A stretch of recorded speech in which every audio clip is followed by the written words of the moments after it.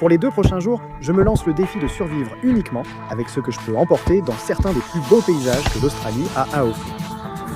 Allons-y, on a des crabes, oui, et on a laissé ce squelette. Allons droit au but, hein? C'est sensationnel, mec. Et cette aventure sauvage commence maintenant. Oh là là, les gars, regardez où on est en ce moment. On est de retour dans le système de mangroves, les gars, et ce qu'on fait est complètement fou. Durant les 2 prochains jours, moi, je ne mangerai que ce que je peux attraper.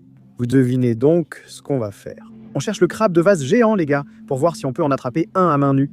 Je suis de retour en Australie, les gars, et il y a quelque chose de spécial à être sur les vasières. J'adore vraiment être ici. J'adore découvrir de nouveaux trous frais. Bon, ça sonne bizarre, mais vous voyez ce que je veux dire.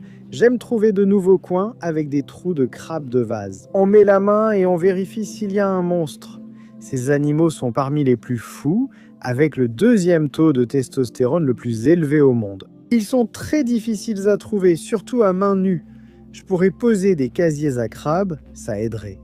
Mais aujourd'hui, on fait ça à l'ancienne. On marche à travers ces mangroves et on va trouver un de ces monstres maintenant, les gars. Actuellement, c'est l'un des mois les plus froids en Australie, donc ce n'est pas la meilleure période pour les crabes de vase. Tu sais quoi, on va essayer d'en trouver un, et si on échoue, au moins on aura tenté. J'ai laissé la lance à main dans les mangroves là-bas, on pourra essayer d'attraper quelque chose plus tard avec. Maintenant, comme vous pouvez le voir, juste ici, il y a quelques petites poches d'eau et des trucs comme ça. Et ça, c'est parce que d'habitude, cette zone ici, les gars, est complètement sous l'eau. La marée s'est totalement retirée, laissant tout à sec, y compris les crabes de vase et d'autres animaux qu'on pourrait manger si on les trouve. Actuellement, on cherche tout ce que la marée a laissé à sec et quelques trous de crabes de vase. On peut plonger nos mains et essayer d'en trouver un. Les gars, je crois que je viens de trouver le plus gros trou de crabe de vase. On commence bien cette foutue session. Regardez-moi ça, il y a carrément des crevettes dedans. Vous vous foutez de moi? C'est énorme, mec, purée. Bon, c'est un bon trou, peut-être pas le plus gros jamais vu, mais c'est vraiment un trou de belle taille. Pourquoi tout ce que je dis avec trou paraît-il toujours suspect? Ne vous inquiétez pas, on va mettre la main dans ce truc, allons-y, pour que vous puissiez voir ici. C'est un grand trou de crabe de vase. En gros, ce qu'ils font, les gars, c'est qu'ils creusent dans ce trou et ils recrachent toute cette boue. Et vous pouvez voir que c'est à peu près ce qu'il a recraché. Mais ouais, ça n'a pas l'air d'être le trou le plus frais. Mais bon, on va quand même mettre la main dedans et tenter le coup. Chérie, ça ne vieillit jamais, mais il faut bosser. Pour ces crabes. Ici, dans le Queensland, les crochets sont interdits. Donc c'est à main nue. Allons-y.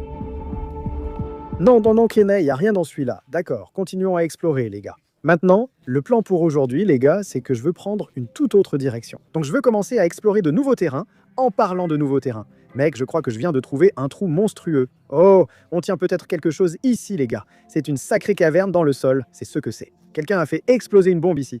Mec, regarde-moi ça.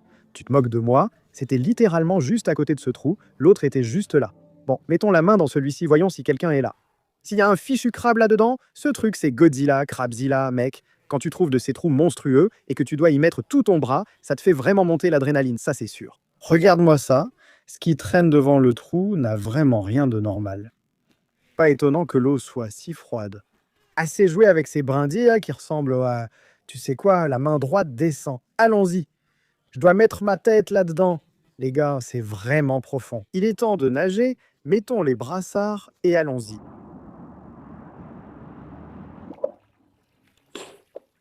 Toute ma tête est descendue là-dedans, ce truc. Cette eau a un goût dégueulasse, mec. Toute ma tête est descendue là-dedans. Je n'ai quand même pas pu atteindre le fond, hein. Ce trou est super profond. Toute la tête jusqu'ici, bien allongée. Même avec ce bâton, je n'arrive pas à toucher le fond. Bon, continuons. Un bain rapide dans un trou de crabe sale et puant. Parfait pour bien débuter la journée. On y va. Il nous faut un de ces gros chiens. Cette baignade avec les crabes m'a vraiment réveillé, mec. Je suis super excité maintenant. Si je trouvais un crabe de vase, je lui mettrais une selle et le montrais. C'est dingue ici, on tombe toujours sur des araignées. Il y a des guêpes et d'autres créatures dangereuses ici, mais ça fait partie du fun, il faut juste continuer à explorer. Oui, on verra ça plus tard, hein? C'était ma première fois dans un fichu trou de crabe de vase, et franchement, ce n'était sûrement pas l'endroit le plus propre. Espérons que je ne tombe pas encore malade, les gars. Vous avez vu ce que j'ai consommé, alors on continue. Vous demandez souvent, tu tombes parfois malade? Comment te sens-tu après avoir mangé? Vous savez, un tel, juste pour en citer quelques-uns, concombre de mer, vers de plage, crabe soldat, pipi cru, vraiment tout les gars. Je crois que mon estomac a plus d'intégrité que ta maison, car je ne suis toujours pas malade. J'ai mangé beaucoup de trucs complètement cuits. Et par cuit, je veux dire vraiment très cuit, mec. Bien sûr, un jour, on va consommer un truc, et ouais, on finira à l'hôpital. Mais jusqu'à ce jour-là, on continue d'y aller. Il y a un arbre principal juste ici, et puis il y a ce système racinaire, et tu peux le voir juste là. C'est un trou de crabe de vase juste là, donc ça descend. Cela forme un grand système en toile d'araignée où les crabes aiment se cacher. C'est généralement là qu'on trouve ces gros bestiaux. Alors je pense qu'on va examiner ce trou, voir s'il y a quelque chose là-dessous, hein. On a notre trou juste ici, je mets ma main dedans. Voyons s'il y a quelque chose là-dessous, hein. Fini de rigoler. J'ai cru sentir un truc ici. Il y a juste une partie dure, sûrement une racine le long du trou. Là, rien du tout. Mec, c'est quoi ce délire? Continuons. Voyons ce qu'on trouve. Je vais vous expliquer ce que ça fait de mettre la main dans un de ces trous. On a l'impression qu'on va se faire guillotiner. On attend avec appréhension. Ces crabes sont recroquevillés dans leur trou. Et ce que tu fais, c'est que tu fais glisser ta main le long du côté et tu essaies juste de sentir exactement où se trouve, genre, leur nageoire arrière. À partir de là, tu peux généralement juste les attraper et les tirer directement dehors. Ouais, c'est assez dingue, les gars, de mettre la main dans un de ces trous. Mais il y a une raison pour laquelle on fait ça, et c'est parce que ces crabes de vase ont un goût absolument incroyable. D'habitude, moi tu peux voir, les gars, quand il y a un crabe de vase dans le trou, il y aura beaucoup de vases fraîches, de coquillages et tout ce qu'ils auraient expulsé. Celui-là avait l'air vraiment vieux. Et je suppose qu'il est vraiment profond parce que la marée, là, tu sais, fait entrer et sortir pendant longtemps. On entre dans du sérieux, là. Regardez ça, mon short de bain se fait accrocher partout. Regardez ça, les gars, une petite araignée juste ici. Comment ça va, mon pote? Regardez-le, il rampe juste sur moi, il est génial. Il peut profiter d'une balade gratuite, on le laisse faire sur moi. S'il veut faire des bébés sur ma poitrine, qu'il le fasse, on continue. C'est juste un petit malin, il ne va rien faire. Touchons du bois, je touche assez de bois là tout de suite. Mon Dieu, je ne sais pas si vous voyez, mais il y a plein de fichus piquants de palétuviers et Wade Papenfus court pieds nus comme toujours les gars. Restez proche de la nature, c'est ça le plaisir, non? Regardez, c'est fou. J'ai trouvé ici un pote, Tali. Quelqu'un commence à avoir des idées coquines, quelqu'un est vraiment devenu très excité. Une nuit, ils se sont retrouvés dans les mangroves et ils se sont dit « Ouais, la soirée continue. Allez, on y va, on continue les gars, moi c'est dingue. » C'est parti. Regarde ce trou, mec, c'est une sacrée crevasse dans le sol. Ce truc, c'est un énorme putain de trou. On enlève les sacs à dos pour celui-là. Les gars, on met la main et on voit s'il y a quelque chose au fond, un peu à gauche. Je n'arrive même pas à toucher le fond. J'ai ce long bâton, voyons si on peut l'atteindre. Voilà, il n'y a rien. Je pense qu'on va devoir sortir la lance à main pour trouver à manger, car je ne sais pas ce qu'on aura plus tard. Ça les gars, c'est un parfait exemple de l'endroit où un crabe de vase se trouverait s'il y en avait un. Vous pouvez voir toutes ces structures de racines, elles se ramifient un peu. Ce qu'il ferait, c'est qu'il se cacherait parmi toutes ces petites racines. Donc c'est exactement ce que je fais. Je regarde juste ici pour voir s'il y a quelque chose dans le coin. Vous vous foutez de moi, les gars. Maintenant, on a trouvé un chien. Je vous montrer ces structures d'arbres ici. Voici la structure actuelle. Je ne sais pas si vous la voyez, mais juste là-haut. Bien caché là-dedans, il y a un crabe de vase. Il est bien enfoui dans ce système de vase juste là, les gars. Il y a très peu de chances qu'on arrive à le sortir. Mais la seule façon, c'est vraiment d'essayer d'utiliser un bâton ou quelque chose comme ça et d'essayer de le faire sortir. Je ne sais pas si c'est un mâle ou une femelle, mais on va sortir ce truc. On a trouvé un chien. Je suis trop excité, les gars. Après 4 heures de chasse, on a enfin trouvé notre premier crabe. On a des crabes? Oui, d'accord. Sortons ce truc. Il est bien caché là-dedans, tu vois. On le voit à peine. Je sais que c'est un crabe uniquement grâce à sa surface très brillante, qui est sa carapace. Et c'est un peu différent, je suppose, de cette matière rugueuse que tu vois sur ses branches. Croisons les doigts, c'est un gros mâle qu'on peut ramener. Mais même une femelle, c'est bien. On a trouvé un homme crabe en hiver, une période difficile pour en trouver. Je considère cela comme une mission réussie. Il s'est enterré dans la boue, donc il dort profondément. Il attend probablement que la marée remonte, puis il recommencera à bouger. Une fois que ces mangroves, je suppose, seront remplies d'eau et tout ça. donc on va devoir le réveiller. Il sera très agressif, mais c'est le plaisir, non?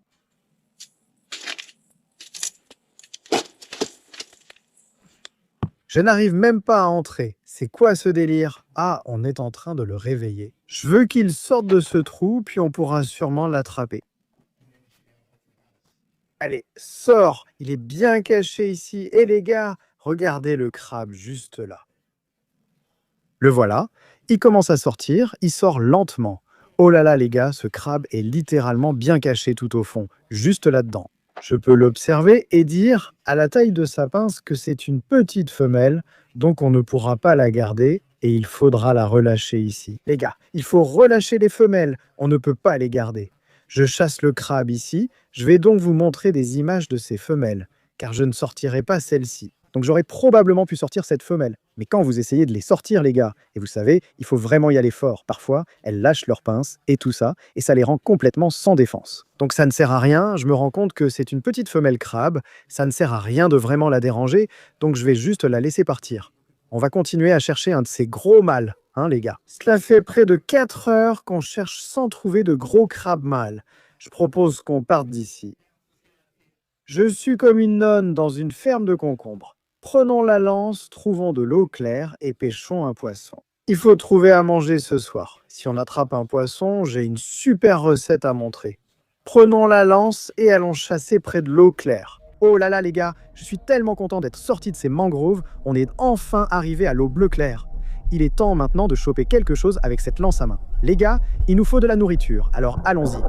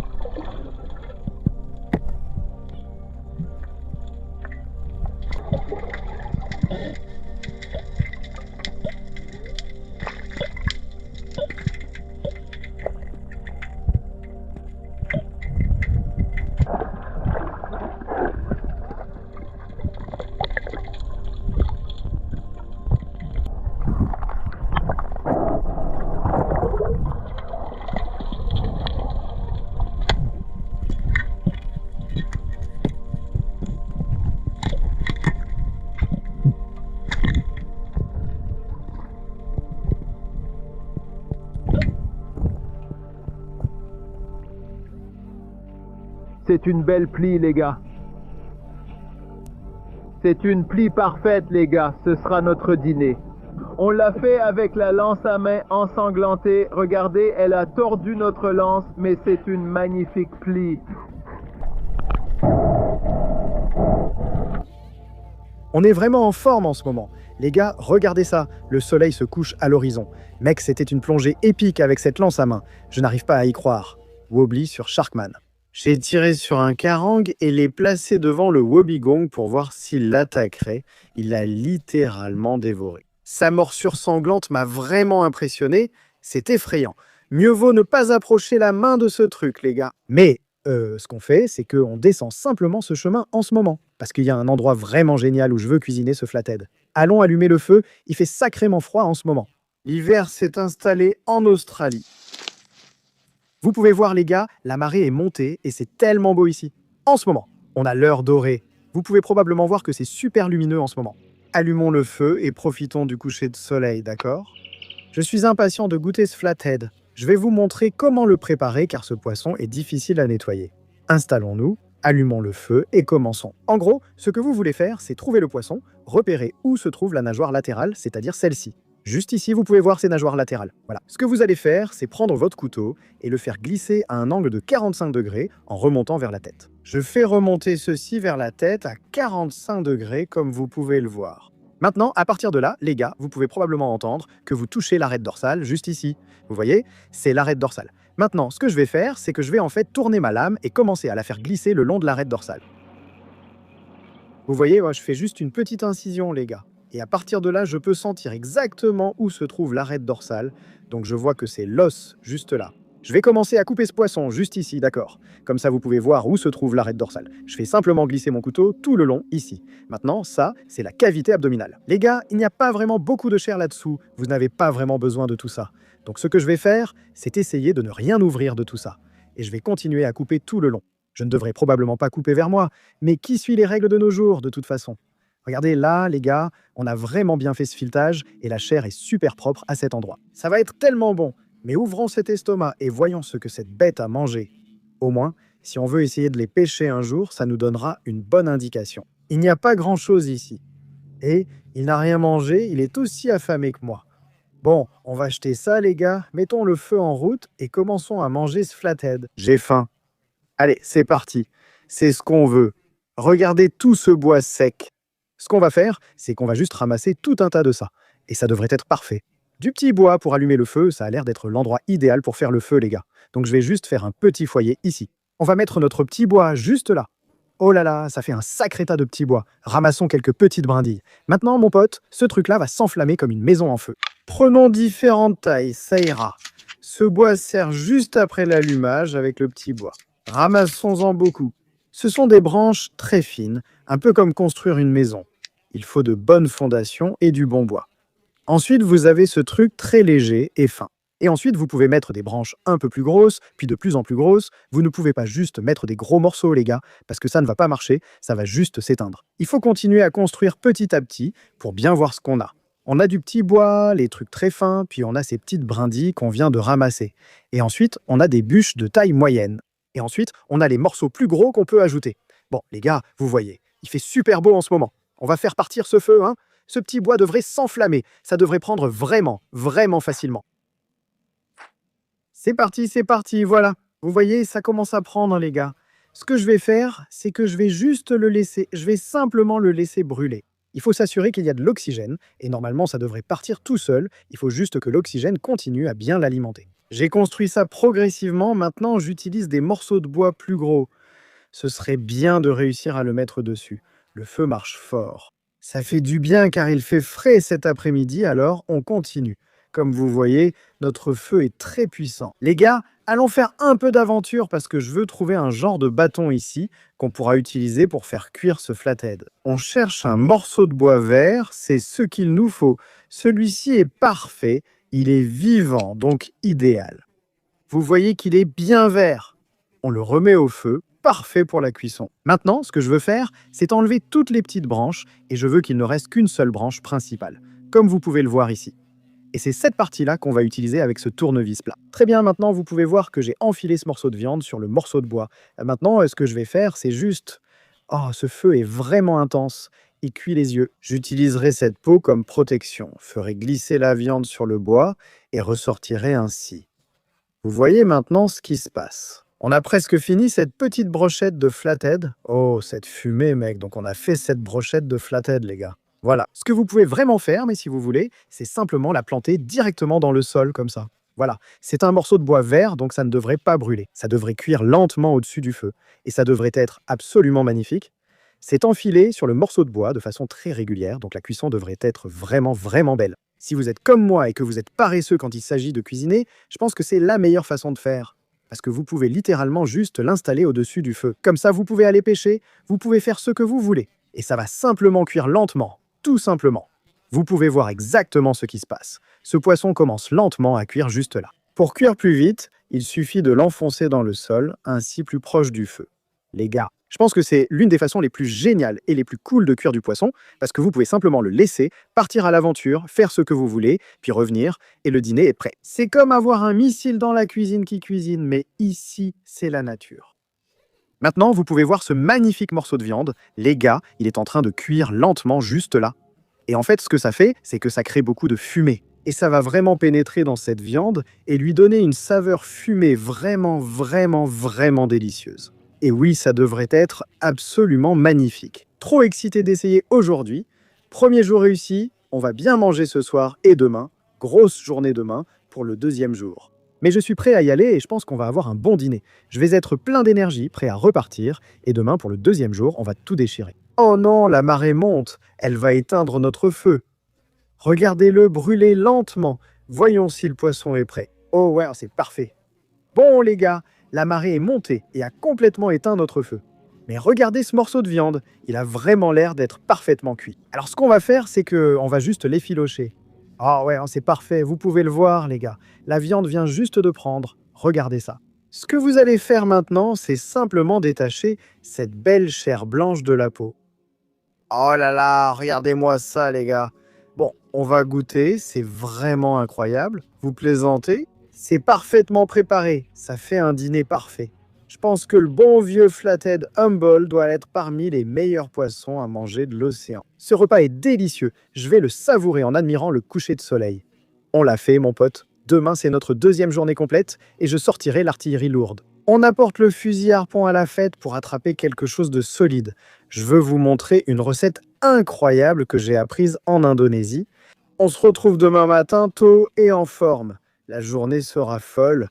Vous plaisantez ou quoi? Regardez ces conditions. Un mot, c'est absolument parfait. Bon, ce n'est clairement pas un seul mot mec, mais regarde ça. C'est le deuxième jour. On a le fusil harpon, on a les palmes et on va vivre de belles choses les gars. Mais d'abord, je veux m'arrêter à ces dunes de sable parce que je pense qu'il y a peut-être de quoi prendre le petit déjeuner. Arrêtons-nous ici. Je suis complètement surexcité en ce moment, j'arrive même pas à parler correctement. En vrai, je me sens plutôt bien après ce flathead d'hier, ça m'a vraiment calé. Mais je pense qu'il pourrait y avoir quelque chose dans ces buissons là-haut, sur ces dunes de sable, qu'on pourrait prendre pour le petit déjeuner. Avant qu'on sorte le fusil harpon et qu'on aille attraper quelque chose. Alors, le long de ces dunes de sable côtières, les gars, il y a un type de plante spécifique, c'est un type de fruit qui est absolument incroyable. Vous pourrez en trouver le long de la plupart des côtes australiennes. On l'a trouvé ici. Regardez, c'est parfait, exactement ce que vous cherchez. Ces magnifiques fleurs violettes. Alors quand vous trouvez cette plante, ce que vous voulez faire, c'est chercher ces choses juste ici. Et c'est un type de fruit, les gars maintenant, ce fruit-là. Ce que vous faites, c'est que vous le pressez tout simplement, comme ça.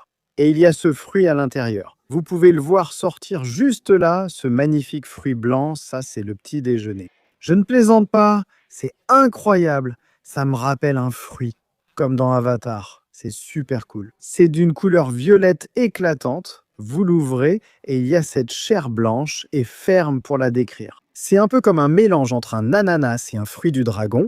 C'est vraiment, vraiment, vraiment, vraiment bon. Le seul inconvénient, c'est qu'en général, ils cuisent au soleil sur la plage, donc ils sont assez chauds. Et je ne sais pas si vous êtes comme moi, mais j'aime vraiment mes fruits très très froids. Bon les gars, je suis en train d'explorer cette plage en ce moment, mais ça me fait réfléchir à quel point j'aime vraiment l'Australie.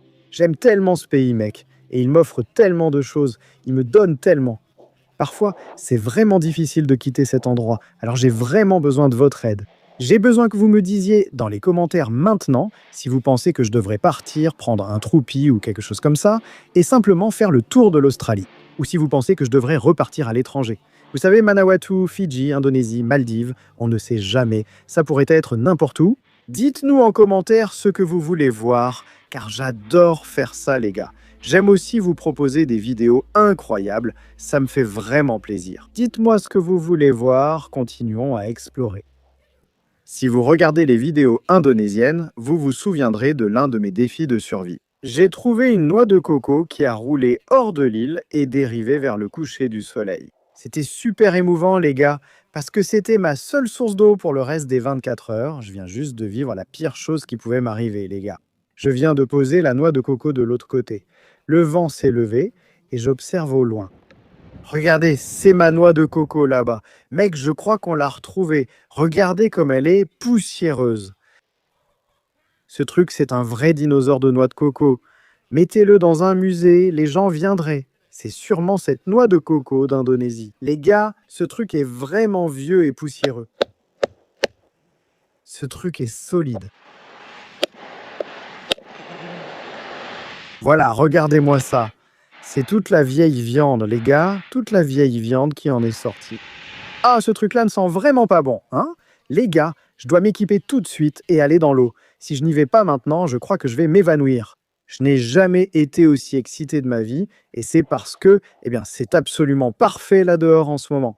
Je pense que la visibilité aujourd'hui est d'au moins 15 à 20 mètres. Allons-y, je suis surexcité, allons-y. Oh là là les gars, la clarté de l'eau est incroyable mec. Je suis tellement excité. On va nager un peu jusqu'au récif. Il faut qu'on attrape quelque chose avec ce fusil et vous n'allez pas le croire, j'ai oublié mes gants. Alors j'y vais à main nue.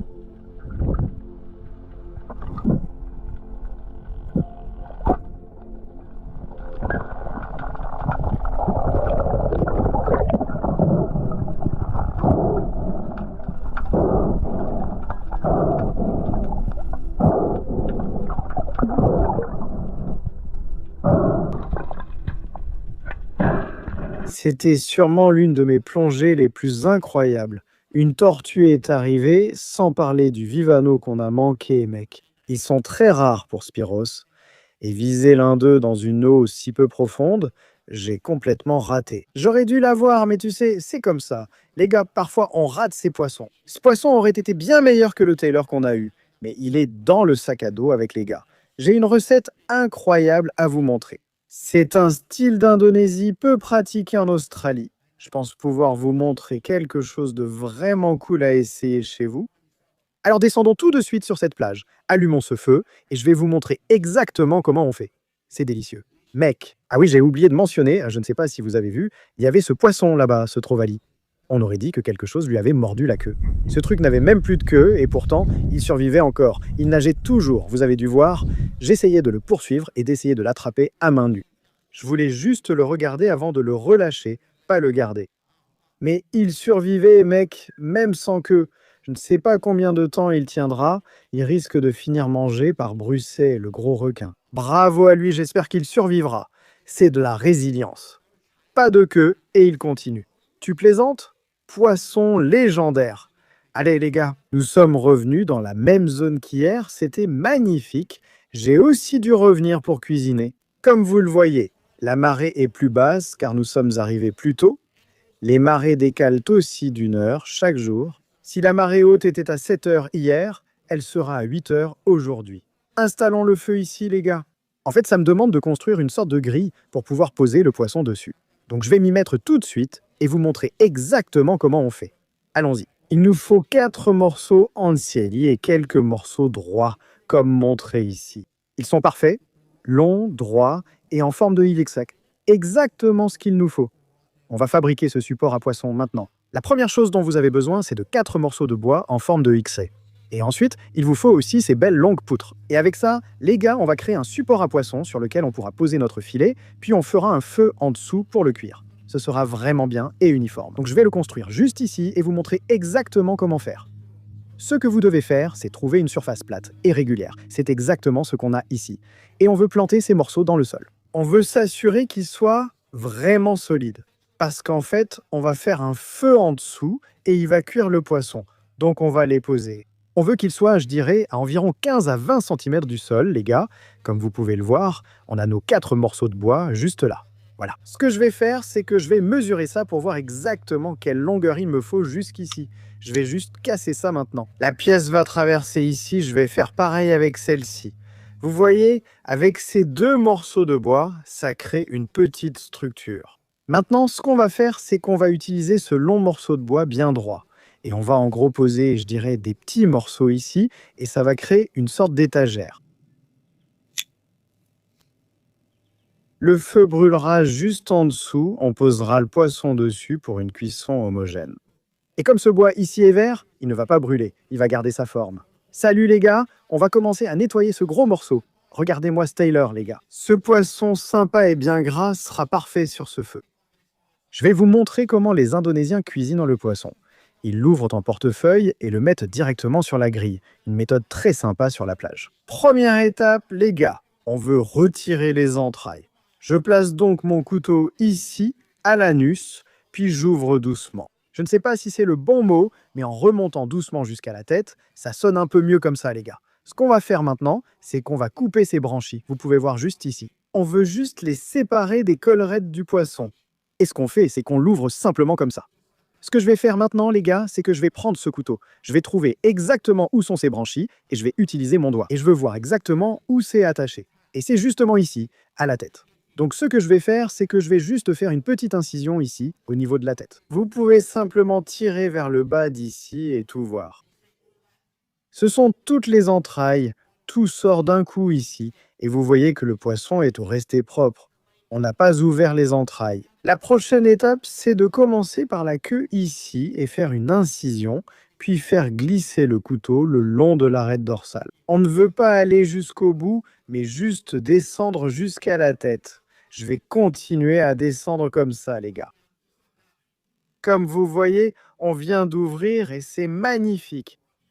Je soulève cette viande et coupe lentement vers la queue. Je ne veux pas aller jusqu'au bout, juste m'arrêter. Et vous pouvez voir, on a ouvert ce poisson en portefeuille. C'est absolument magnifique. On a fait ça. D'un côté, maintenant on va retourner le poisson et on va faire exactement la même chose de l'autre côté.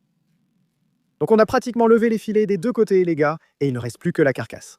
Ce que je vais faire maintenant, c'est simplement passer ce couteau tout le long de ce poisson, comme vous pouvez le voir ici. Je vais sortir par la queue. En Indonésie, ils utilisaient de la sauce soja sucrée et ajoutaient des épices. Et ça rendait la texture vraiment, vraiment sucrée, et c'était vraiment, vraiment, vraiment délicieux. On ne mange que ce qu'on attrape, les gars, donc je vais vous faire une petite crasse. Je ne vais rien utiliser, je vais juste le mettre directement comme ça. Tel quel, on doit rester fidèle au défi. Mon gars, on ne mange que ce qu'on attrape. J'aurais aimé de la sauce soja sucrée, mais voilà le dîner. Regardez ce squelette ici, ne l'ignorez pas. Tu peux en fait mettre ça directement sur le grill aussi, et je suppose qu'on peut récupérer toute la viande entre les os. Donc on va mettre ça de côté et on pourra peut-être le jeter sur le feu. Le seul problème, c'est que je ne pense pas que notre grill va pouvoir tout contenir. Regardez, c'est un grill assez petit et je pense qu'il va juste pouvoir accueillir ce beau poisson ici. Mais bon, mettons ce feu en route sous le grill parce qu'on perd la lumière. Très très vite, prends tout ça. C'est parti, on a lancé le feu. Ça a l'air super, on dirait qu'elle est partie. Tu veux garder cet air? D'accord? Ça a l'air bien. Le feu commence à prendre ici. Les gars, ce que je vais faire maintenant, c'est que je vais disposer ces morceaux de bois vert sur la grille. Je commence à cuire le poisson car on perd vite la lumière. Oh.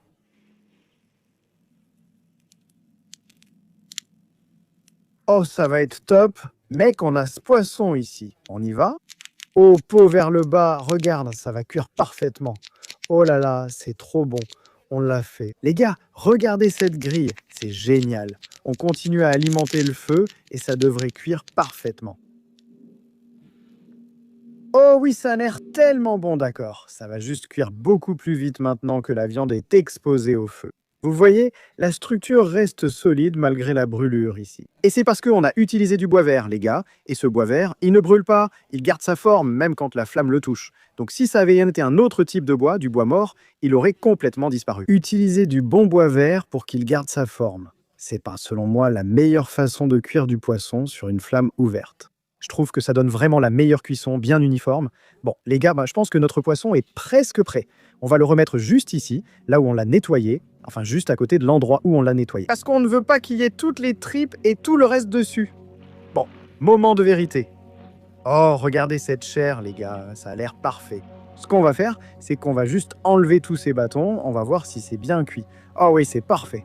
Regardez notre poisson, il brille et a l'air incroyable. Allons-y, mon gars. Oh! C'est sensationnel, mec, c'est super bien cuit. Regardez, la chair se détache de l'arête. Les gars, je vais manger ce poisson avant la nuit. Merci beaucoup de m'avoir accompagné pour cette aventure. N'oubliez pas de liker et de vous abonner. On l'a fait, 2 jours à ne manger que ce qu'on attrape. Je vous retrouve pour la prochaine aventure. Beaucoup d'amour.